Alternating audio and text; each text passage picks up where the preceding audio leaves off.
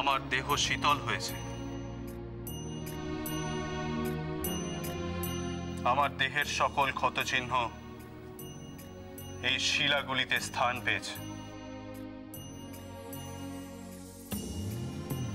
শনিদেবের মর্যাদা রক্ষার জন্য আমার দেহের সকল ক্ষতচিহ্ন চিরকাল এই শিলাগুলিতে বর্তমান হয়ে থাকবে।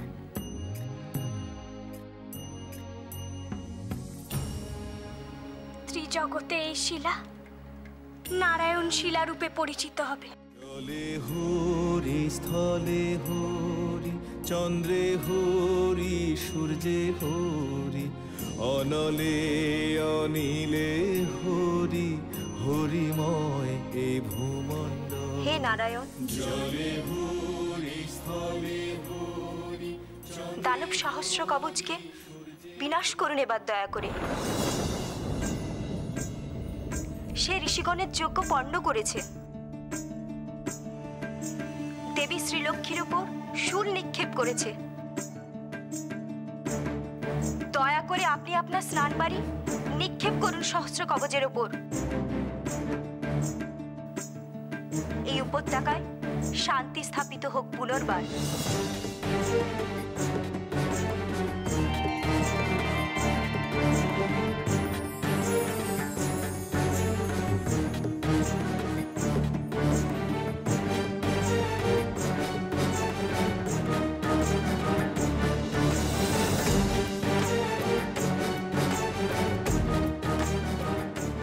দেবী শ্রীলক্ষ্মী স্বয়ং এই কার্য করবেন। দেবী গঙ্গা,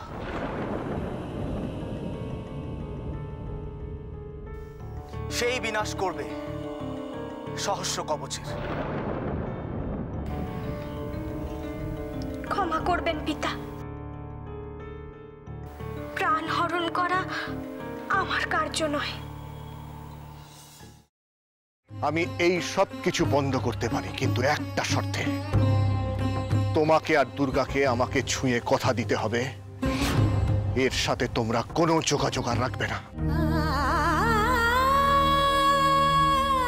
শোনো, আমরা এখনো তোমার মতন এতটা পাথর হয়ে যায়নি। তোমাকে ছুঁয়ে আমি এত বড় কথাটা, এটাই আমার শেষ কথা তোমাকে।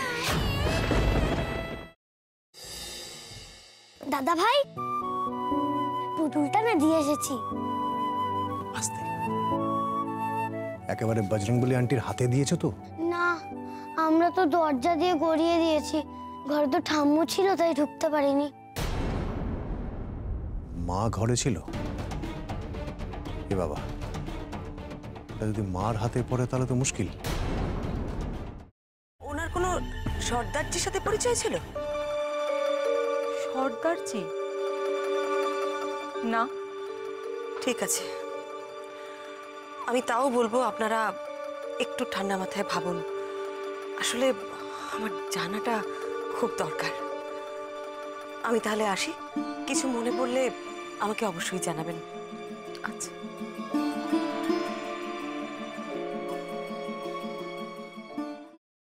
ফ্রাইং প্যানে Emami healthy and tasty refined rice bran oil গরম করে তাতে গোটা কালো সর্ষে আর কারি পাতা ফোড়ন দিয়ে ওর মধ্যে একে একে টমেটো কুচি, বাঁধাকপি বাটা, নুন, হলুদ গুঁড়ো, শুকনো লঙ্কা গুঁড়ো আর সামান্য চিনি দিয়ে ভালো করে কষিয়ে নিয়ে ওই মিশ্রণে কুড়িয়ে বেটে রাখা নারকেল, পাকা লঙ্কা কুচি আর কারি পাতা দিয়ে ভালো করে নাড়াচাড়া করে নামিয়ে নিয়ে নারকেলের স্লাইস, পাকা লঙ্কা স্লাইস আর কারি পাতা দিয়ে সাজিয়ে সার্ভ করুন বাঁধাকপির ঝাল।